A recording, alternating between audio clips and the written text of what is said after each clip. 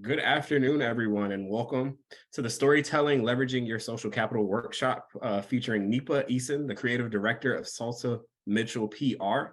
This workshop will help you all, equipping you all with the understanding of how your brand story can help you build and empower a group of ambassadors, and how you can share your story at the grassroots level and make it top of mind to everyone in today's world, especially with social media and digital marketing being such an emphasis in today's world, and making sure that we build your story and build your nonprofit's brand or human service organization's brand. So without further ado, I'm going to go ahead and pass over the ability and great expertise that we have here in Nipa Eason to go ahead and get started. So thank you. Yeah, thank you, Justin. Hi, everyone. My name is Nipa Eason, and I don't know if many of you joined this talk back in June. In June, when I gave the talk, I couldn't see anyone, so it's really nice that I might be able to see some of your faces. So if you can, I would love if you could turn your cameras on, but I understand that we're all in like weird spaces and sometimes it's not easy to do that. So I completely understand if you can't share. So I'm going to share my screen now. And oh, Zoom changed their stuff. Hold on a second. Yes. Okay.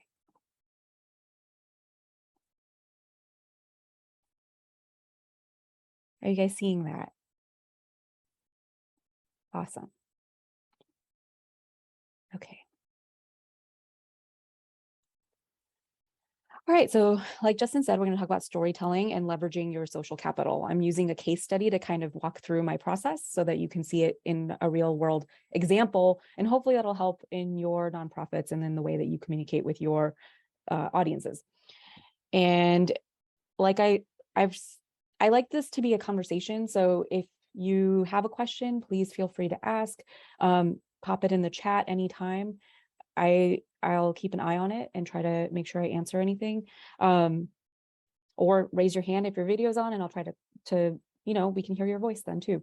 So just like I said, a conversation. If you have any questions, please ask. I'll also pause in a variety of spots because it's a lot of information. And so I want to make sure that this is beneficial for all of you as well. So a little bit about my company. I am with Salter Mitchell PR. We are a PR and marketing firm in Tallahassee, Florida, and our goal is to help good causes win. And we try to do that throughout a variety of different causes, healthcare, financial, nonprofits, a lot of different campaigns. And I think many of you may be well aware of April and Heidi, and they lead our company, and it's great. And so hopefully we can help you in the future too. Justin introduced me, so I'm going to skip that. But I want to hear about you guys. I want to make sure that this is helpful to you, as well as that way I can address some of the questions you might have or whatever needs you may have. But I see your names up here, but also, what organizations are you with? Feel free to put it in the chat. And then kind of a random side question, what's your favorite TV show?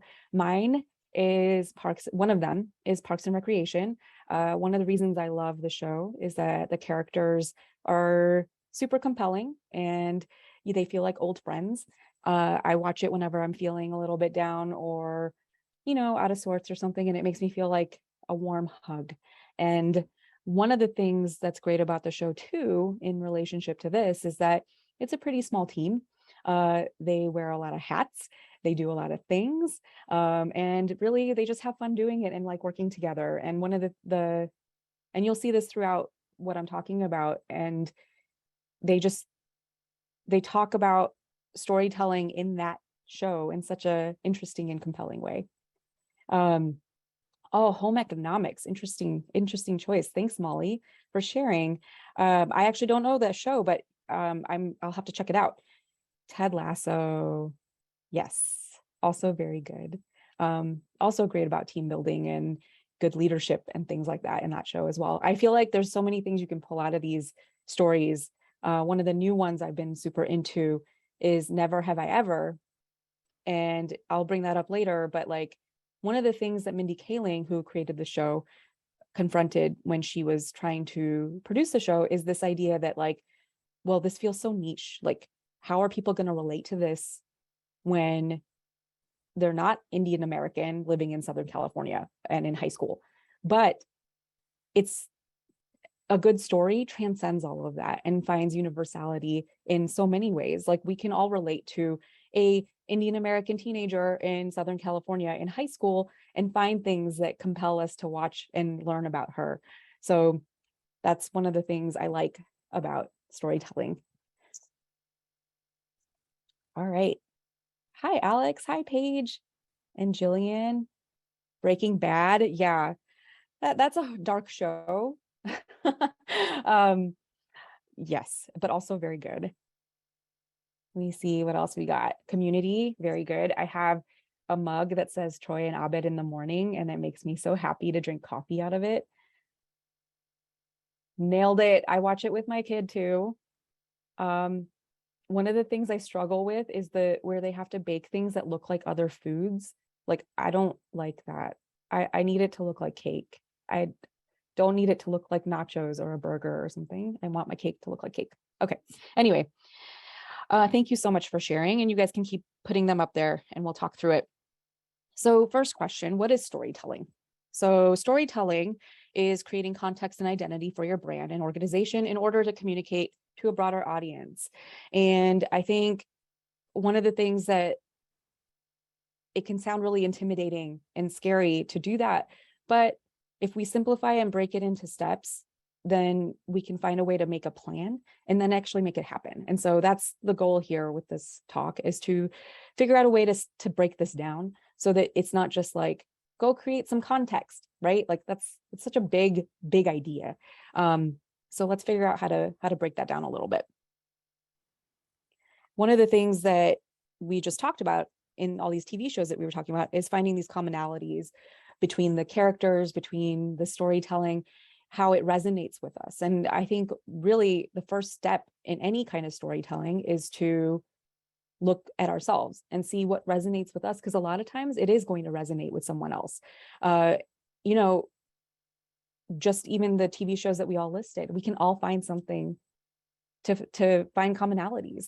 And even as the story gets more specific, sometimes it's easier to find commonalities because we can relate to those specific experiences, even if we're not, like Mindy Kaling's character, Indian American, right? Like, we could relate to Parks and Rec. I'm not a Parks and Recreation director, but I know the challenges of working with so many different personalities and bureaucracies and trying to get these projects done in a way that makes sense, right? And so you can relate to these things in a way that creates compelling stories, right? And helps you create compelling stories. And the best way to start, and I'm going to say this a lot, but listening. And, Alex is here, and it's funny because the case study I'm going to talk about is something that she had a pretty significant part of too. So I'll be excited to hear what her thoughts are on that too. Okay. I'm going to check in with all of you.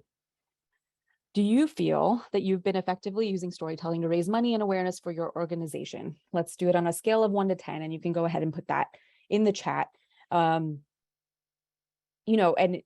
be honest, because you could be awesome at it. You could be so good at it. Give yourself a 10. 10 is not unachievable. Please, you can give yourself a 10 if you think you're great at it. Oh, 8. Nice. Margot, that's awesome. I think let's talk about what our strengths are. And then maybe, as a group, you all can leverage each other's strengths. If Margot's really good at storytelling, maybe she can help people out too. So anyone else?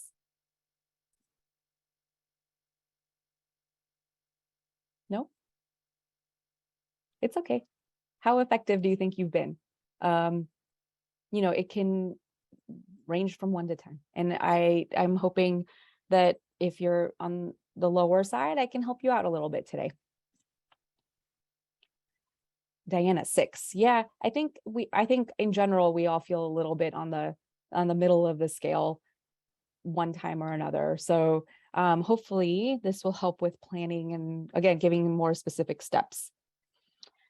So the most common challenges for storytelling. Let's talk through this. You may feel your cause is not compelling enough. Now, we have nonprofits that work in a variety of topics and issues. Some of them are working with puppies, and you get photos of puppies and stories about puppies everywhere. And that's a compelling story. That's very easy, right? Or if you're working with families and kids and people, even then you have to be a little careful because you may not be able to share those stories. And so, but like doing people services sometimes can feel more compelling. But if you're on the research side, or if you're working in like finance nonprofits, how do you make stories in those situations that are compelling, where you can't really talk about the topic as much? People will kind of shut down a little bit, but you can talk about maybe the people that are involved in the organization. Maybe you talk about the board members. Why are they helping this group? Why are they participating in this cause? Like, what is their meaning behind it? And when you share those meanings, like if I'm like, oh, I participate in, I'm going to choose an organization, Big Brothers and Big Sisters, I think that was listed here, or the Oasis Center, I participate in that. I don't actually, but I should. So just as a heads up. But if I say that I contribute to that and I give my reasoning why, someone else might find that reason compelling and want to do that too. Another challenge: how and where do you find the stories? Again, if you're in an organization where that's not as easily accessible, where you're not getting these people service type stories, where do you find the stories? And a lot of that is in listening and being around people, trying to listen to your organization, what's resonating with the people that are volunteering for you. And maybe that means taking some surveys, doing a little bit of research at the beginning, right? And the process is hard. It is. You guys are all coming from small groups. You have 1 to 2 people teams. Time is a commodity. Like, we have very little time to sit and think about this and produce this, and when you're trying to actually do the work too. And so that can be a big challenge as well. And I'm hoping that maybe talking through some of this can alleviate some of that. I mean, I'm not going to say that it's going to solve all your problems. It's not a miracle fix it, but it might help with making it more strategic and less overwhelming. So the goals that we're going to talk about is, first, building an engaged audience. Now, I think one of the things that can be really overwhelming is that we talk about just branching out and trying to get as big an audience as we can. Really, what's the most effective way to get an audience? It's the ones that are actually going to engage with your cause, the ones that are going to contribute, the ones that are going to share your story, the ones that actually like are involved. And so in a lot of ways, in the case study that I'm going to present today, we limit our audience to just this area, the Big Bend region, because there's no reason to take it statewide or national. It's a community issue, and we were going to talk at a community level and draw awareness to it at a community level. And we actually narrowed the audience down even further from there. But there's no reason to be on every social media platform or every single news outlet or all of these different places. You choose strategically so you're not feeling overwhelmed on the quantity of things that you're supposed to put out there, right? And so one of the, there's a website called Hootsuite that lets you see what platforms have which different audiences. And so you can choose a platform you want to post on, depending on whether your audience is on the younger side, older side, if it's like event-based or something else. You can choose your platforms based on what you're trying to accomplish and not have to post everywhere all at once. And I know people will tell you that just be out there, put it all out there. That's really overwhelming. That I don't think is an effective way of going forward. And it's not very strategic either. Strengthen your relationships within your organization. And so this is, again, for those nonprofits that may not have like the people service stories where you're getting these stories all the time. Who do you talk to get these stories? You strengthen your relationships with your board, with the people that volunteer, with the people that work at the organization, and share those stories. And so strengthening these relationships and sharing those stories will help people feel more involved, and will will make them share those stories on their platforms. And so you get an ambassador in that way. And of course, we all want to raise awareness and money. And I don't want to, I put a question mark there because I was like, well, I feel like this is obvious, but I want to say it too, because it's okay. Because that's how you serve your members. That's how you serve the people that need your help. So raise awareness and money. All right, 4 steps to storytelling. We're going to break this down for you all. And I'm using a filmmaking lens because my background is film school. I went to film school. And so everything I look at is kind of in this filmmaking lens. And I think it applies to a lot of different projects. So not just storytelling, but I think that this is how I break things down in my head. Our first step is pre-production. And this is where I spend the most time. Again, when we're talking about collecting and strategizing about these stories, this is where it takes the most time. You plan, you listen, and you're curious. You ask a lot of questions, asking questions from your organization, asking questions from the people, like the people you serve, what works best for them. What is it that brought them to your organization? Getting surveys and answers and like research, doing the research. And that helps you strategize later on where the best platforms are, what's the most compelling story about this particular situation, right?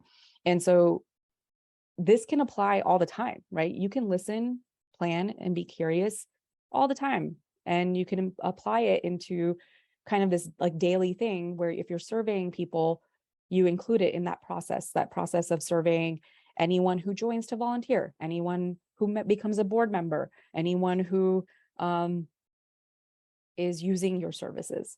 And I know that's a big ask, but if it becomes part of the routine, you're starting to already collect a lot of information. Production, which is, I think, what people think will take the most amount of time. It's creating all of the materials, right? Writing, producing the graphics, producing the videos, if you're going to do any, the big, like, it feels big. But again, if you have all of that strategizing and planning and questions, all of those things laid out from the beginning, then this stuff kind of falls into place as you're moving along. And I'll show you again in my case study how that worked. Post-production is pulling everything together. So you take the strategy and you take all the pieces you made and you're going to put it all together and figure out like the best way to put it together. And that leads to distribution, because the story is not really going to do anything until you share it and you put it out there. And so those are my 4 big steps. And we're going to break it down with this case study. And again, Parks and Recreation. This is Ron Swanson. I don't know who's familiar with the show, but he's wearing these headphones to not listen to the person that's talking to him. We're going to do the opposite. We're going to take the headphones off and make sure we listen and we're focused and present with everyone that we're talking to. And so that way we can actually collect these stories in an effective way. So first questions: audience, problem and conflict, and resolution. Now, the audience is the big question, right? Who are you reaching out to? And I touched on this a little bit ago. We don't want to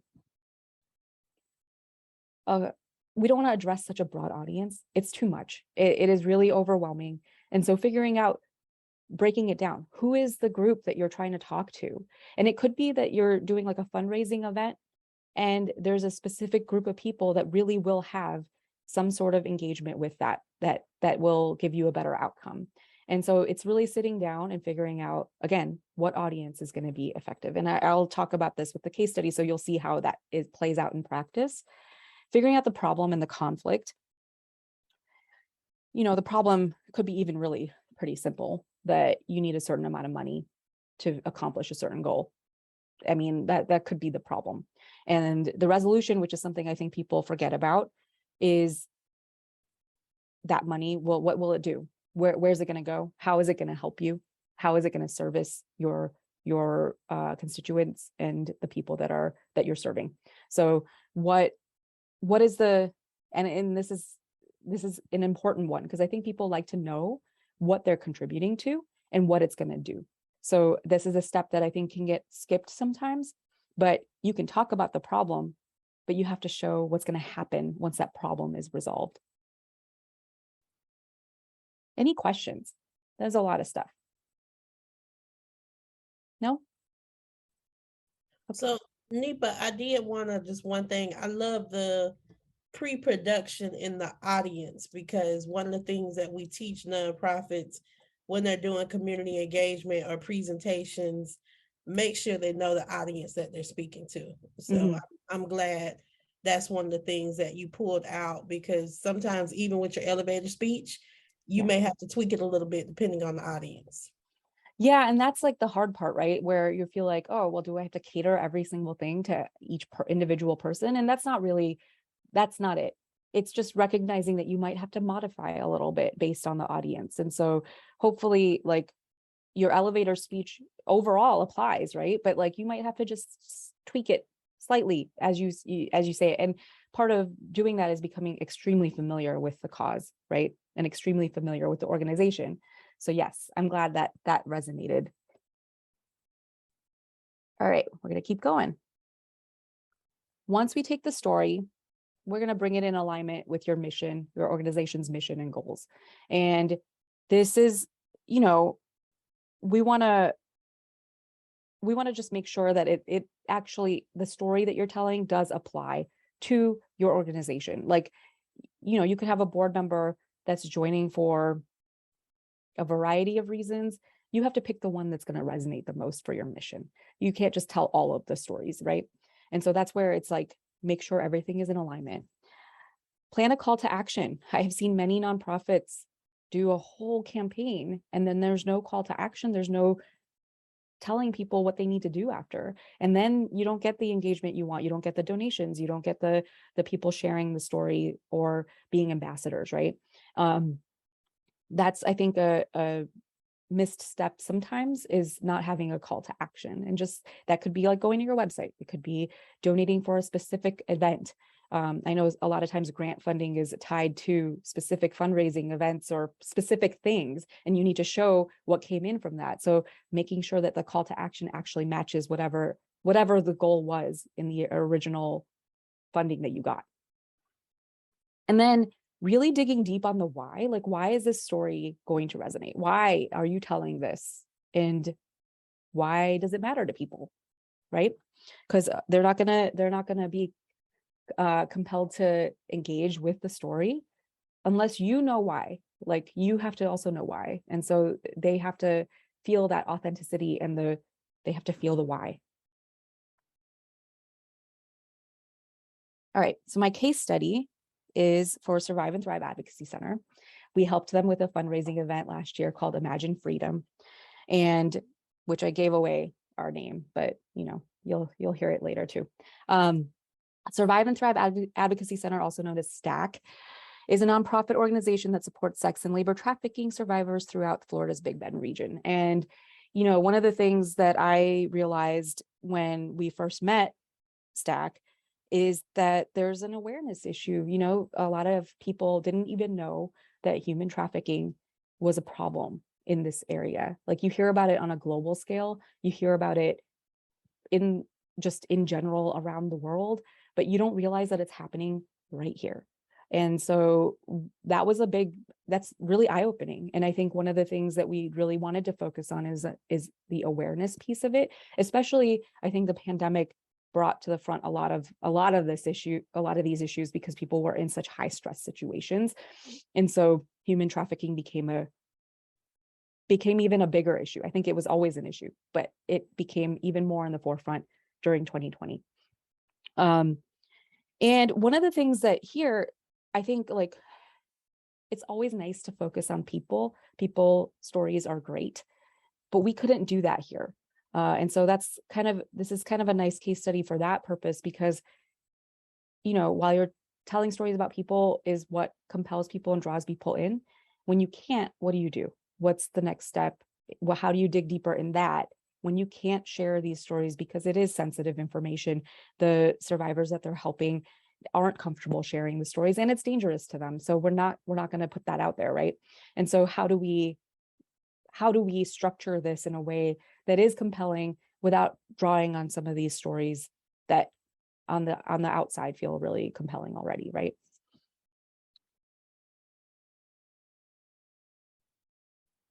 So pre-pandemic, Stack had in-person events and they raised funds for the organization that way. They had, and you know, post-pandemic, I think all of us in 2020 needed to reassess how we were doing things. We couldn't do these in-person events anymore. The structure changed a lot. I think everything kind of stopped in 2020. And then 2021, we started, you know, coming together a little more once people had vaccines and things like that. Like we were getting more comfortable with getting groups together. But even then, we still had to kind of restructure how we were trying to raise money. Things to address, you know, when we were doing things virtually, Zoom fatigue, everyone, you know, we're here virtually right now. And I don't know about you all, but so many of my meetings during the day are still conducted virtually. And so we knew that having something in the evening virtually was just not going to work because it's, you know, people, it's a big ask. People are already on their screens all day. And then coming home and having them join something after when they're dealing with families and dinner and whatever else, like it's just a big ask. And so we didn't want to do something in the evening in that way either. Shorter attention spans. And I don't know if you all noticed, but I know in 2020, there were so many nonprofits that were struggling because they couldn't do their normal events. And so it became like this competition almost between nonprofits, like whose nonprofit is going to be getting money, because it just, you were competing with other nonprofits. And so it became like a hard thing to convince your audiences to be like, oh, donate to us, not to, you know, you're not trying to compete with each other. And so, because you're supporting different things. And so it became like this thing of how do we get people to understand that these are all different causes and different situations.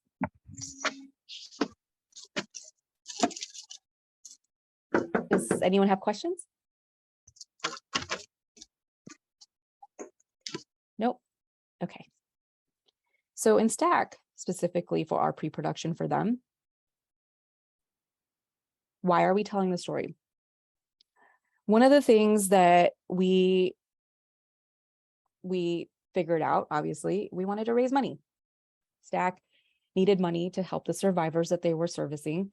The numbers had gone up significantly during the pandemic, and they didn't have the resources to support that, right? So we were trying to raise money. That was the first goal. And that first why. We wanted to increase awareness of this local issue. Again, it's a local issue. It's a broad global issue too, but in this case, this is a local issue that we were trying to draw awareness to, and specifically in the Big Bend region.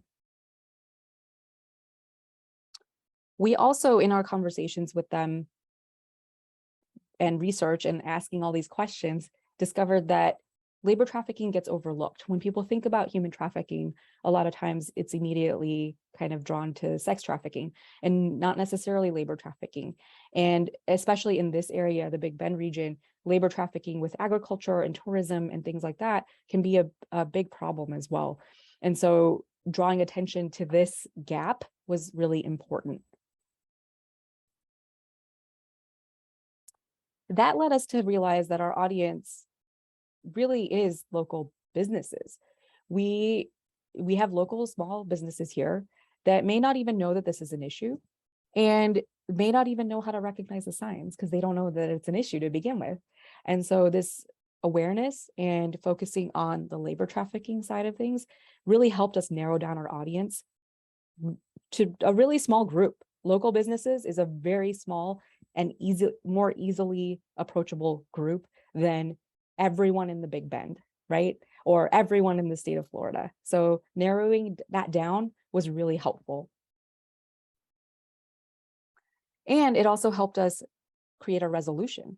So the money that we were raising was not only to help the survivors, but it was also to help these businesses get the training and the materials that they might need to recognize the signs. And it's all this interconnectedness, like it's still supporting the mission. We're still supporting Stack's mission to help survivors of human trafficking, but by helping local businesses become ambassadors and acknowledge that this is an issue and look for the signs and say that they're going to support ethical practices in their own businesses, all trickles down, right? And so that was the focus here. That was our goal. And Alex, I know you're here. You might still be here. I don't know, but do you have anything you want to add to that? Not to put you on the spot. Okay, she may not be there, but she was an integral part of this. So,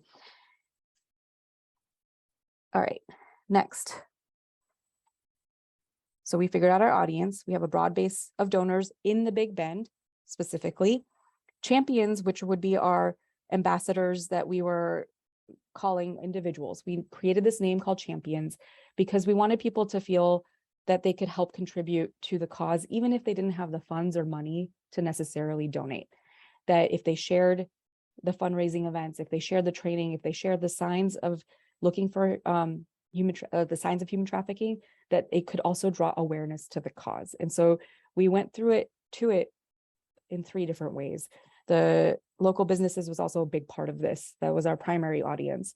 But the champions, we wanted to make sure people who weren't local businesses also felt like they could share this information. Lack of awareness was our big problem. Like I said, when I talked to Stack, I honestly didn't know. Oh, and Alex wrote, the main thing she'd add is that Salter Mitchell PR was extremely helpful in helping us to think outside the box and coming up with messaging and possible solutions. And sometimes you just need that outside perspective from others who aren't within the organization. And that is true. Sometimes you're so in it that you don't see the stories when they're right in front of your face, or the messaging, or what could work. And sometimes it is helpful to have an outside perspective, for sure. So our problem being the lack of awareness. Like I said, I didn't know that it was an issue. A lot of people, I think, didn't know that it was an issue until recently. And again, more money, not to just create training programs, but also to continue providing the services. And so this is kind of breaking down what I talked about earlier in a really specific way. Do you all have any questions about this?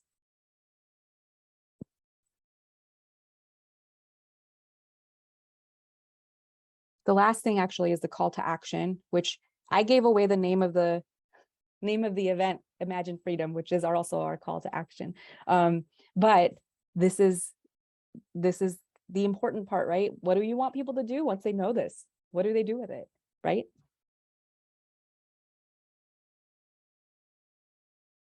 So again, spending a lot of time in this pre-production, most of my slides are actually dedicated to this section. When we had these conversations with Stack early on, we came across a story about the redwood trees and how in Northern California, they have this integrated, interconnected root system. If one tree is struggling, the other trees send all of their nutrients and vitamins and water, anything that that one tree might need, through the root system to the tree to help it. And that's this interconnectedness, interconnected community that we wanted to kind of reflect in the branding and identity for this particular fundraising event. Again, creating that context and identity around this story. And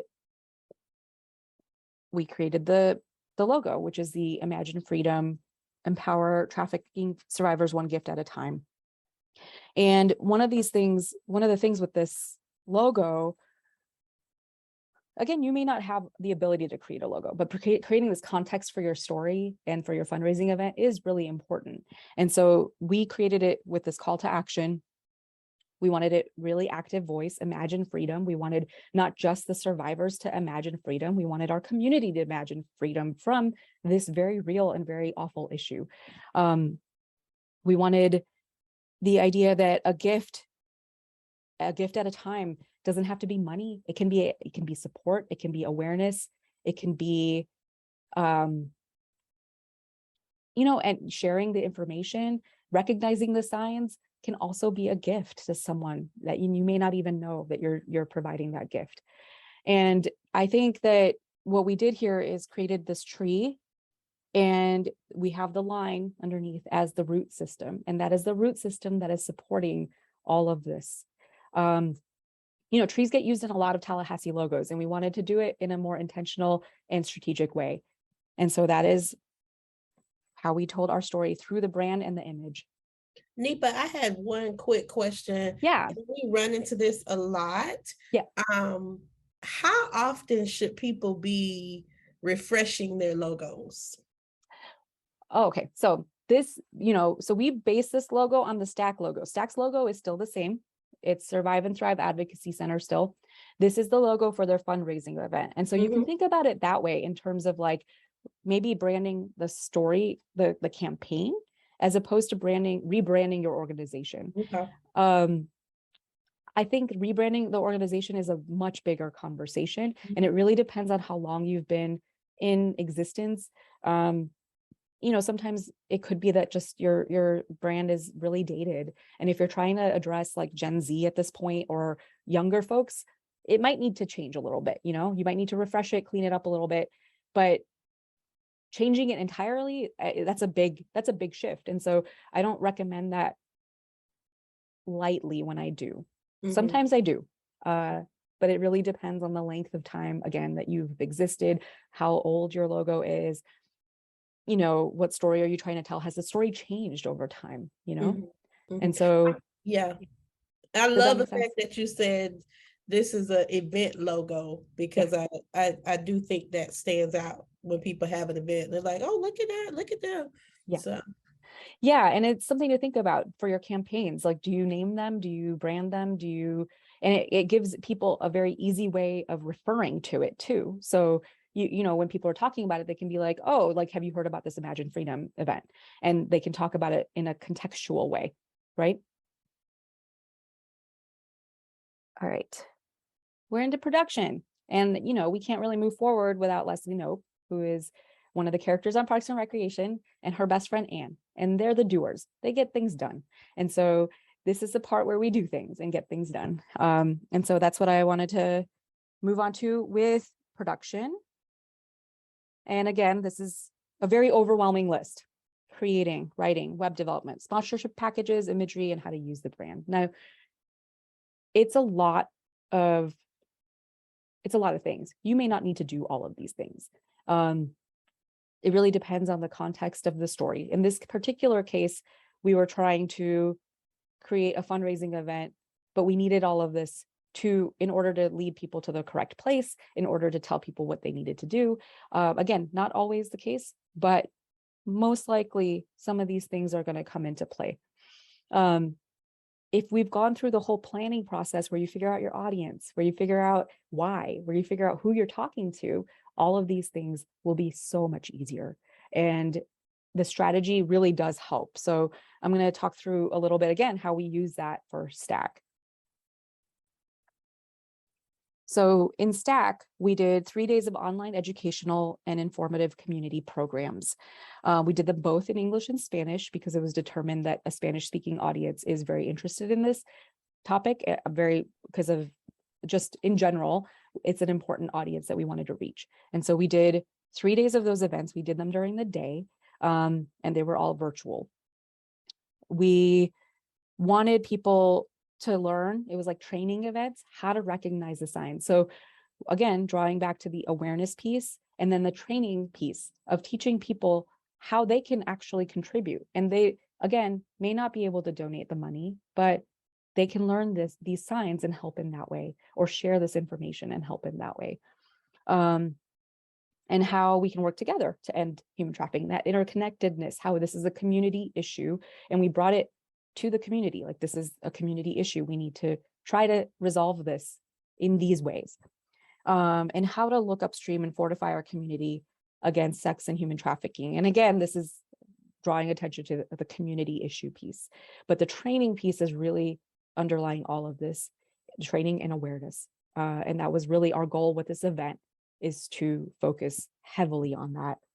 And another thing was to specific ways that we can responsibly and easily support trafficking-free goods and services. So I don't know if you all have seen The Good Place. It's another TV show. Again, I draw a lot of parallels to that because I think it speaks to so many people. But there's a character in the show who goes to a cart to buy a blueberry muffin. He wants to be ethical in the way he buys his muffin. He wants to support businesses that are doing their work ethically. So he's asking where the blueberries were sourced, where the flour was sourced for the muffin, where did they get all of, like, where was the labor who made the muffin? Are they ethically treated and are they paid fairly? Now, if we had to do this every time we purchase something, that would be a lot. That's a lot. And he even like loses it by the end of this, because how do you do that? How do you keep up with something like that? And so it's just specific ways, like narrowing that down a little bit and simplifying it, because I think we all want to support that, but it can be so overwhelming. And so we simplified that, and we tried to make it an easier way for people to recognize.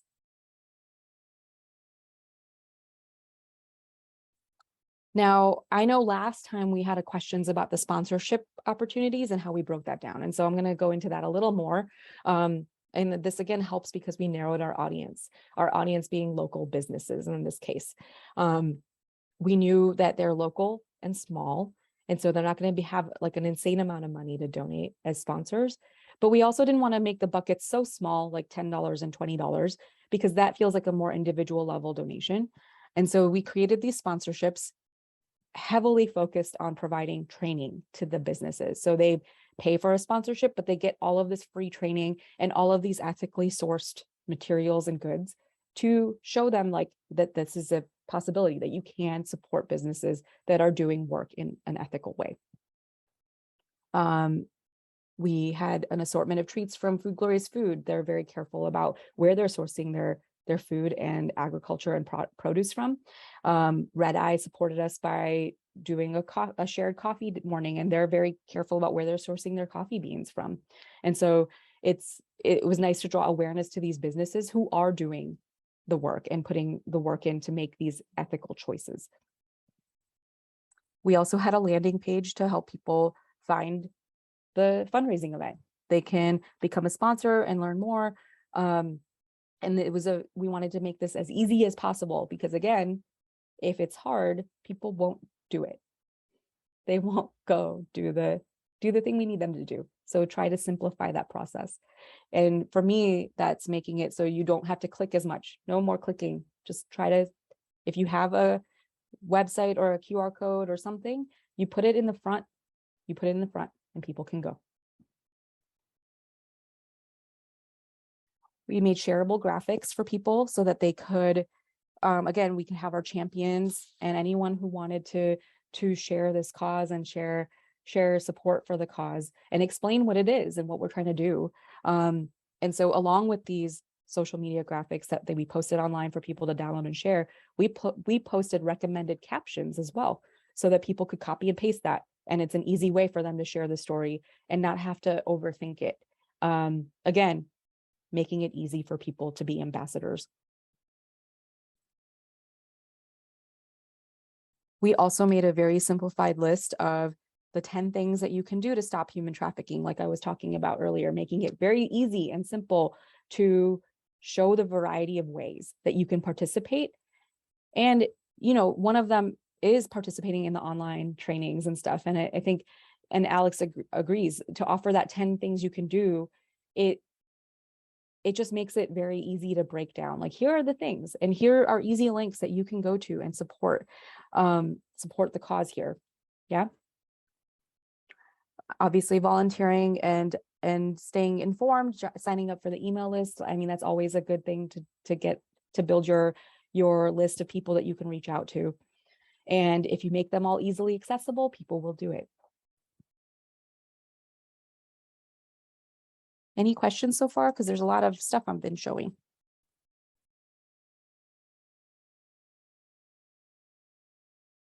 Okay.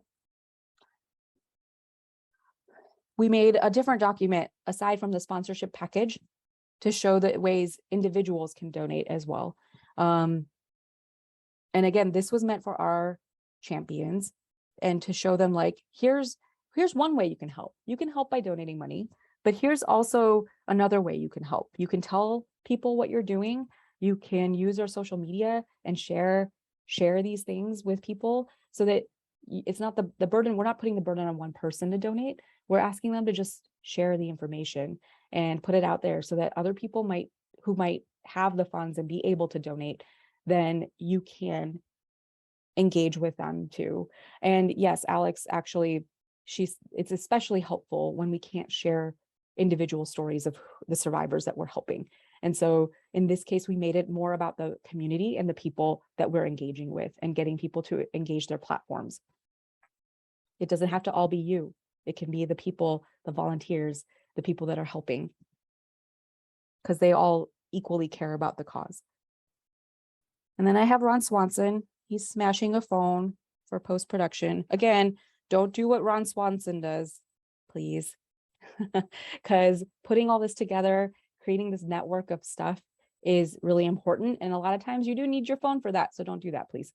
One of the things with post-production is, an earned media plan, recruiting and networking, planning events, informational sheets. And again, all of these things at this point, if we have the strategy, the audience, everything laid out, it should be like a puzzle. It should fall into place.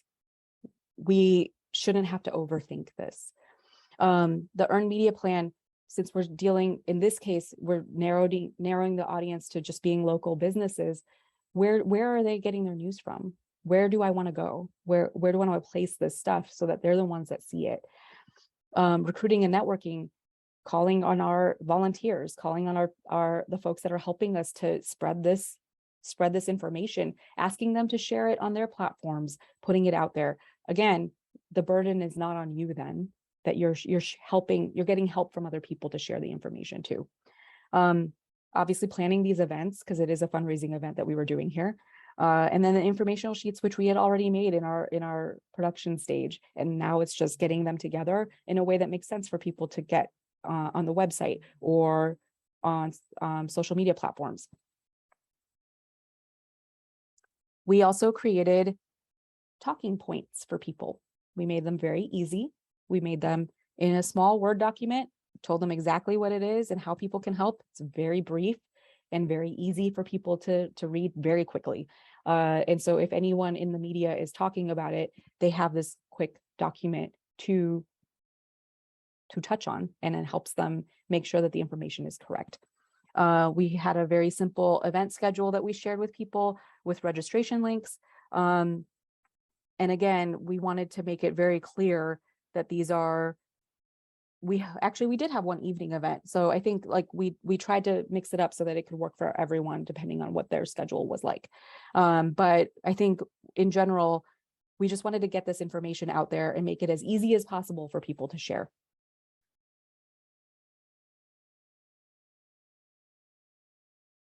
Okay, so she's got permanent marker and making a distribution plan, but I'm going to say that it shouldn't be permanent marker because it needs to be kind of fluid. This is where we're sharing our story. And what I'm going to tell you is that, and I said this at the beginning, you don't need to be on every platform. You don't need to be everywhere. You want to be strategic in what you choose and where you choose to share. So, there's so many social media platforms, there's so many news outlets, but in our particular situation, we were focusing on, again, local businesses, local engagement, our community. And so we focused on outlets in the Big Bend. We focused on the chamber. We focused on things that actually made sense for our audience. We didn't need to put it in national news or state news, or, like we didn't need it on TikTok necessarily, because local businesses aren't at that time last year. They might be now, actually. Honestly, it's blown up a little bit, but at the time they weren't. So we didn't need to share it there. We also planned some media roundtables and chose people to participate in those strategically to help further the local business angle and the training angle of our fundraising efforts. So the results of our distribution: Stack's executive director and the compliance officer at one of the largest local banks in the region united on a virtual media briefing. And again, it's great that it was virtual because it made it very easy for people to join. They didn't have to travel. They didn't have to move from one place to another. They could join and easily hear this discussion. And it involved a local business. It involved Stack. It talked about the participation in the training session and what that meant and the ways to stop human trafficking. And it's a bank. I mean, they're not like, but we're helping them learn to catch these signs. So thinking outside the box in terms of what local businesses we were targeting was also really important. We placed an article in the Tallahassee Democrat. So we secured some media coverage in the Tallahassee Democrat, and that's the main source for local news here in Tallahassee. And so that was really important in terms of raising awareness for the community issue aspect of it. And timing this, I did forget to mention that pre-production also involves timelines and planning when to do things, right? So timing this in a way that made sense before the events were happening, so people had time and opportunity to engage and participate. We also involved FAMU and the university communities, because a lot of students want to help and they don't know how. They may not have the money to donate. They may not have the way to contribute. Like, they may not even have time to volunteer necessarily, but they do have huge networks that they can share this information with. So we placed an article in the FAMUN, a student-run newspaper at Florida A&M University, and they participated in the event and published about the fundraiser. And so, you know, we got a lot of student engagement as well. From October 1st to October 31st, because it was a virtual event, we planned the event to be in the middle of the month, and the fundraising was really from the beginning and the end of the month. We had a total of 1,980 users that visited Stack's website, which was a 116% increase from the same time last year or the previous year. And approximately 1,466 visited the event's webpage and its subpages. So the events pages were a real draw for them. And so our sharing and our posting and everything, our ambassadors were really making their effort to get people to come. We had close to 400 people attend the 3 programs, which is a great turnout. And the event raised a total of $89,955, which was a 57% increase or more than the original fundraising goal. And so we were able to raise more money, which was really nice. And then we won some awards, which is always nice too. How was that tracked? That was a mix of sponsorships and actual donations. So we wanted everyone to feel that their gifts were a contribution. So even if they were a sponsorship, it could be a time like donation. It could be producing materials or whatever the case may be. We wanted them to feel like that was part of the donation. So that was tracked that way. Are you asking about the website traffic as well, Justin? Oh, through Google Analytics. Did you use a particular QR code to track anything? No, we were looking at that range of time because that was our primary focus, is getting people to the site during that range of time. So you just tracked the website traffic, not the pathways to the website? No. Thank No, you. and that would be a way to really see what's more effective for sure. Again, depending on the time that you have to analyze all of that, it can be challenging to look at all the different pathways and see what's working when you're in the middle of a fundraising event. And so we were trying to keep this as simple as possible for Stack to be able to monitor what's happening. Thank you. Mm-hmm. And then we've got Donna, because she's the best. And, you know, when you finish your fundraising event or you finish your campaign, you got to treat yourself. You got to celebrate. And so that is, I love this show. So I'm hoping that this was all helpful for you guys. If there's any other questions, now's a good time. I also have my contact information here. If you all want to reach out, if something comes up later and you want to reach out and ask any other questions. And then Alex wrote, yes, debriefing is really good. So taking notes of what goes well, what could be improved, ideas that come up that couldn't be implemented that year, and then you could do them next year.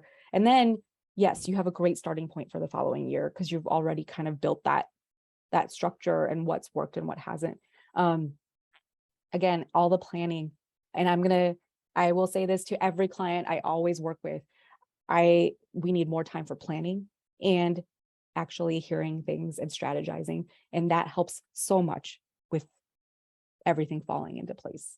And that's the spot that people don't want to spend the time, especially because they're like, oh, well, we're trying to get things done. We're trying to move. Everything needs to be done as soon as possible. But as soon as you take just even a little extra time on that end, it will help so much later. Well, we want to certainly thank NEPA for her time. Salter Mitchell is like family to UPHS, and this is the second time she has presented to our members. So we, just want to say thank you for all your valuable information. For members on the phone, if you have any question or you want to copy the presentation, please reach out to Justin, and he'll make sure that he get the recording for you. You all know we can plan events, but there are those key things to make events and campaigns successful. And a lot of times we meet with people like, we had everything, but it just didn't go the way we wanted. And so please make sure that you take these valuable tools and tips. I also want to give a shout out to Alex, who's on the phone. You'll be hearing from her in the next couple of months, because she's going to be doing a workshop that's going to hit, that's just going to piggyback on this and kind of talk about some other things as well. But we thank you all for your time. Like I said, if you want the recording, reach out to Justin. He will be sure to get that to you. Thanks again, NEPA, and we will see you all soon. Enjoy the rest of your day. Bye, everybody.